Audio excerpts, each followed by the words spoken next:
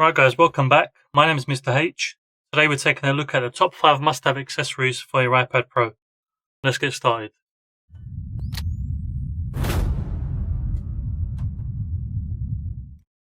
So the first accessory we're going to be talking about is, in fact, on the iPad Pro.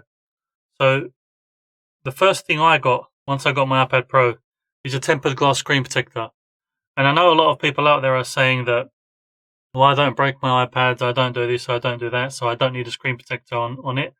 But something to keep in mind is, with these screens, they're very, very expensive, especially with the iPad Pros. I'm not sure how much it costs for them to fix the screen, but I can imagine if for an iPhone screen of a third of the size, it costs over £200. It's going to cost you a lot more for this iPad Pro screen. Another thing is, if you're using cases and keyboard covers and stuff like that, it's very easy for something to get caught between the case and the screen, and then as you clamp it, you're going to damage your screen, and the last thing you want is to damage your big and lovely iPad screen. So, I mean, tempered glass screen protectors are very cheap. If you don't want to go for a tempered glass one, what a lot of people get is these screen protectors that are paper-like. There's an actual company called Paper-like that do screen protectors, which gives this matte texture feel of paper, which majority of people that get that are using it for like creative design work and drawing and stuff, but you get what you want. I prefer the tempered glass with the glossy look just because it doesn't take away any of the screen quality when I'm looking at it, whereas the matte ones can give a sort of like I don't know how to say, like a frosted look on top, so it does get rid of some of the colors and clarity of the screen. Accessory number two, is some sort of keyboard cover, because something that you're going to find out is, if you're using your iPad for a lot of typing, is that using the on-screen keyboard is not going to be very convenient for you. It's nowhere near as fast and doesn't feel nowhere near as good as when you've got a nice tactile keyboard. So the one I've got here is actually a 2-in-1. It's a keyboard and a case.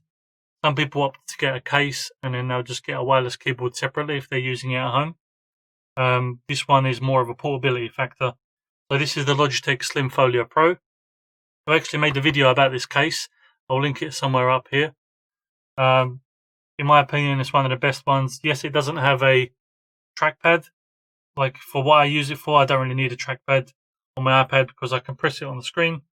And one of the other accessories I'll be mentioning gives me that precision for tapping what I want on the screen instead of a mouse or a mouse pad. You get backlit keys, get a lot of function keys up top, as well as, like I said, tactile keys when you're typing. It's a very, very nice feel. You also get a space up top for your Apple Pencil. You get a space in here to slot your Apple Pencil when you're not using it. And you're also very protected in all four corners. A lot of cases nowadays, they claim to be all slim and portable and everything. However, they're missing the one thing, which is to be able to protect your device. Like I said, it's a very expensive device, so the last thing you want is to damage the corners when you drop it. So having this keyboard cover, I know for sure that I'm protected. Let's move on to item number 3. Item number 3 is, well, it's a two-part, depends what you want. Some sort of external storage. So you can either have an external hard drive like this, you can buy an external SSD, whatever you want, or you can opt for something like this SanDisk USB-C to USB-A thumb drive, memory stick, whatever you want to call it. On one side it has USB-C, and on the other side you push it up to get USB-A. Now this is super convenient if you're transferring data from, say, a mobile device to your iPad or from a computer to your iPad, because it's got 128 gigabytes of storage, and this tiny form factor gives you 128 gigabytes of storage. And you would literally just go to USB-C, plug it into your mobile device, transfer all your data on there that you want to put on your iPad, and then plug that into your iPad and bring all the data across. Same goes for if you want to connect it to any kind of computer. You would just do it with the USB-A, and then once the data is on there, you'll just push it to USB-C. Super convenient and very cheap for what you get. I think I paid under £18 for this 128GB storage memory stick. If you do opt, whichever one you opt for, whether it be external SSD or memory stick, make sure that they are not formatted in the NTFS format. They have to be at least, I believe the one I formatted this to was exFAT. Otherwise, when you plug it into your iPad, it won't show up. Even though the hard drive is going to be blinking and pretending it's working, nothing's going to show up on your iPad because it will not recognize it. So format them to exFAT. This USB stick I didn't have to format at all, whereas the external hard drive I did have to format because it was formatted to NTFS. So that was number 3.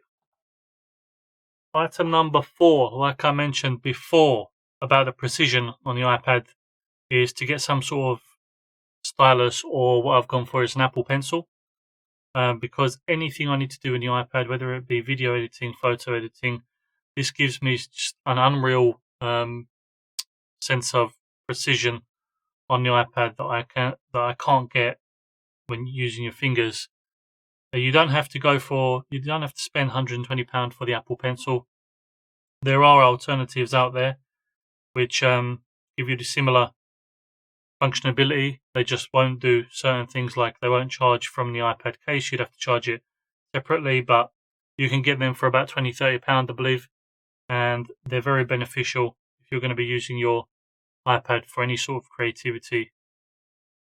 As well as with the case, like I mentioned before, the Logitech case, your Apple Pencil clips in there, and you cover it over like that, so you know your pencil ain't going anywhere, and that's while it's charging. If the pencil is charged and you don't want to, you don't need it connected to the iPad anymore, you just slide it in there and then cover it across, and you know it's safe, it's not going to fall out. And that was item number 4. Item number 5 is this USBC Hub. Now, with me personally, I transferred from a Windows laptop that I used for everything, and I've moved everything onto this iPad Pro, so I don't use a Windows laptop anymore. I just solely use the iPad Pro for all my video editing, photo editing, etc. And one thing that's majorly helped me, just because on the iPad Pro you don't have any ports, you only have the USB-C port at the bottom. So getting this USB-C hub, I mean, this is just the one that I've chosen to have. I made a video about this as well, which I will link somewhere up there.